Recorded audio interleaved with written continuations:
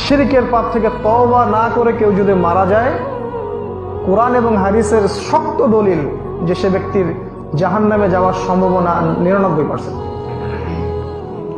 আমাদের নবী মুহাম্মদ সাল্লাল্লাহু আলাইহি ওয়াসাল্লামকে আল্লাহ পাক বলেছেন, লা ইন আশরাকতা, ইভেন তুমি যদি শিরক করো, হে নবী তুমি যদি শিরক করো, লা ইয়াহবাতান্না আমালুকা, তোমার আমলও আমি কিন্তু ধ্বংস করে দেব। সেখানে আমি আপনি কোনো সাবজেক্ট নাকি? ওই যে টাকনুর নিচে কাপড় পরলে গুনাহ হয়, আপনি প্যান্টটা কেটে নিলেন, এটাই আমলে চলে, কারণ আপনি টাকনুর নিচে কাপড় পরতে চাচ্ছেন না, দাড়ি শেভ করতে হয় না, এই জন্য আপনি ছেড়ে দিয়েছেন। দাড়ি যতদিন থাকবে আপনি আমলে চলের মধ্যেই আছেন, কন্টিনিউয়াসলি নেকি লেখা হচ্ছে। আর এটা একমাত্র সুন্নাহ যেটা মৃত্যুর পর আপনার পরিচয় বলে দিবে আপনি মুসলিম না মুসলিম। যে একমাত্র সুন্নাহ, ভিজিবল সুন্নাহ, যেটা নিয়ে আমরা কবরে যাব। আর কোনো সুন্নাহ নিয়ে আমরা কবরে যাচ্ছি না, ভিজিবল, দেখা যাচ্ছে না। একমাত্র সুন্নাহ যেটা দেখা যাচ্ছে, এটা নিয়ে কবরে যাবে মানুষ। পাগড়ি নিয়েও যাবে না কবরে। ভ্যান চালায় খাবেন, রিক্সা চালায় খাবেন, কৃষিকাজ করে খাবেন, ব্যবসা করে খাবেন, ছোট্ট একটা মুদির দোকান করে খাবেন, যদি কিচ্ছু করতে না পারেন রাস্তায় মুচিগিরি করে হলে খাবেন, সেলুনে বারবার হয়ে খাবেন, তারপরে সুদের দিকে যাবেন। পারবেন?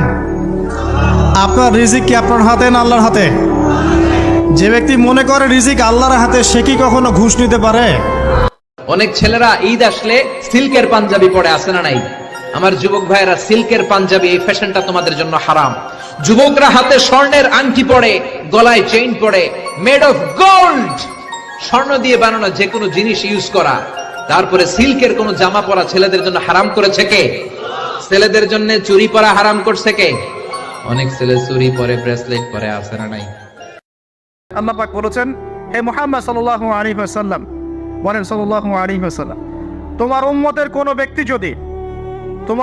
কোনো ব্যক্তি যদি আসমান জমিনের সমান গোনা নিয়ে আমার সামনে দাঁড়ায়, আসমান জমিন সমান গোনা নিয়ে আমার সামনে দাঁড়ায়, কিন্তু আমার সাথে শিরকের পাপ নাই, আমার সাথে কোনো শিরকের পাপ করে নাই, ইনশাআল্লাহ আমি আল্লাহ তার সামনে আসমান জমিন সমান ক্ষমা নিয়ে হাজির হব ইনশাআল্লাহ। সর্বোচ্চ চেষ্টা করার পরেও দেখবেন, সর্বোচ্চ চেষ্টা করার পরেও দেখা যাবে দিন শেষে আপনি অপরাধী হয়ে বসে আছেন। আর আমি একটা লেকচারে বলেছি না, পুরুষ মানুষ বোকা। পুরুষ মানুষ কেন বোকা? কারণ সে সবাইকে খুশি করতে চায়। সে চায় মা সুখে থাক, বোন সুখে থাক, স্ত্রী সুখে থাক, যদি আরো স্ত্রী থাকে ও সুখে থাক, সন্তানরা সুখে থাক, সবাই ভালো থাক।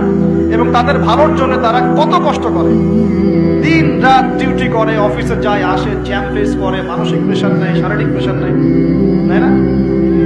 অথচ এই কষ্ট কিন্তু মহিলারা বোঝে না, বোঝে? সবাই বোঝে না। আছে অনেক ভালো স্ত্রী আছে, কিন্তু সবাই কিন্তু বোঝে না। কিসের আত্মীয় আর কিসের আপনজন আর কিসের অফিসের বস আর কিসের কি, সবাই সবার স্বার্থ নিয়ে পড়ে আছে। শুধু একজন সত্তা আপনার কাছে স্বার্থ চায় না, সে কে? আল্লাহ পাক। এটা যদি বুঝতে পারেন তাহলে দেখবেন মনটা আল্লাহর দিকে নরম হয়ে যাবে। এজন্য কষ্ট যখন পাবেন, অসুস্থ যখন হবেন, ওইখানেও আনন্দ করবেন, কারণ সামনে আরাম আসতেছে। সুবহানাল্লাহ পড়েন।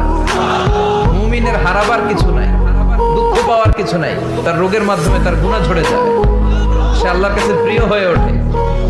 যারা মাদক খাচ্ছে এরা মুসলিম, তারা হয়তো এই হাদিস জানে না। আল্লাহ পাক ওদের কানের মধ্যে আমার এই হাদিসটা যেন পৌঁছে দেন, আমিন।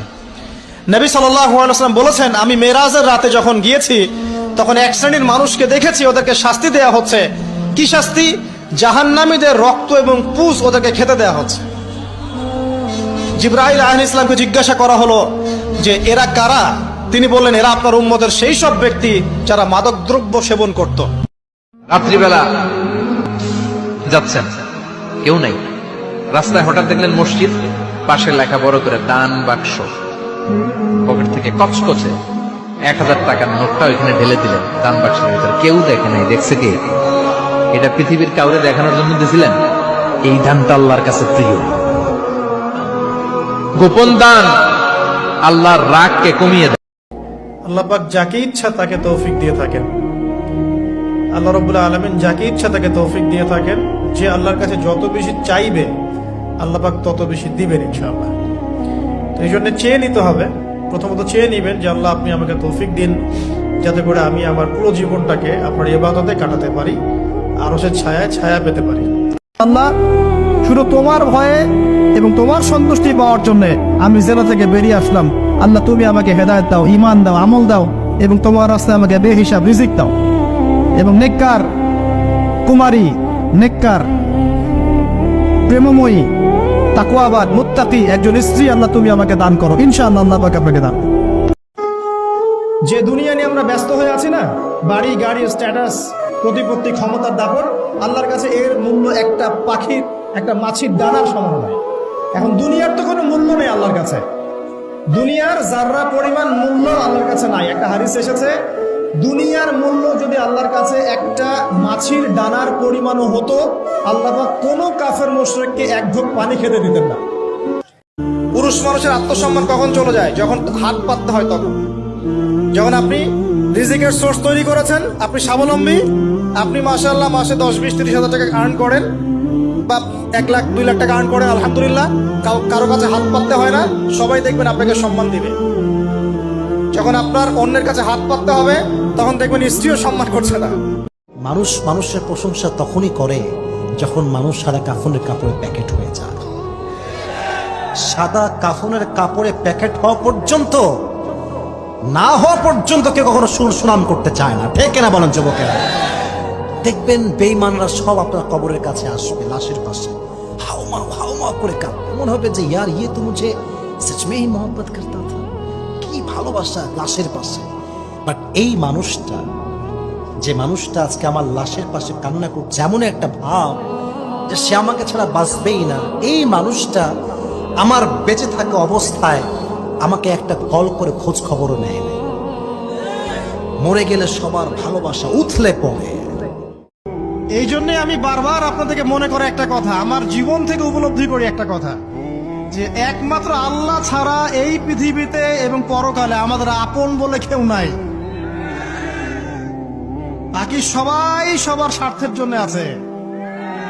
মানুষ মানুষের অবস্থানকেই মূল্যায়ন করে, মানুষ মানুষের অবস্থানকেই মূল্যায়ন করে। আল্লাহ রাব্বুল আলামিন আপনার ভিতরটাকে ভালোবাসেন। দেখেন, আপনি যখন নামাজ পড়েন নাই, আল্লাহ পাক কিন্তু আপনাকে ধ্বংস করে দেন নাই। আল্লাহ পরম করুণাময় আপনাকে হেদায়েত দিয়ে নামাজি বানিয়ে দিয়েছেন। জীবন অনেক পাপ করেছেন, ইনস্ট্যান্ট আল্লাহ পাক শাস্তি দিতে পারতেন, আল্লাহ পাক দেন নাই। আল্লাহ আপনাকে ভালোবাসেন, আল্লাহ আমাকে ভালোবাসেন। আল্লাহ পাকের এই ভালোবাসার ঋণটা শোধ করার জন্য হলেও নামাজি হয়ে যান।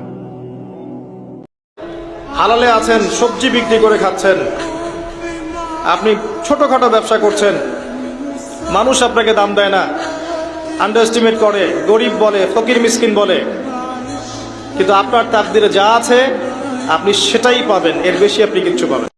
আপনাকে কেউ কষ্ট দিলে মুস্কি হাসি দিয়ে ক্ষমা করে দেন, এটাই তার সর্বোচ্চ শাস্তি।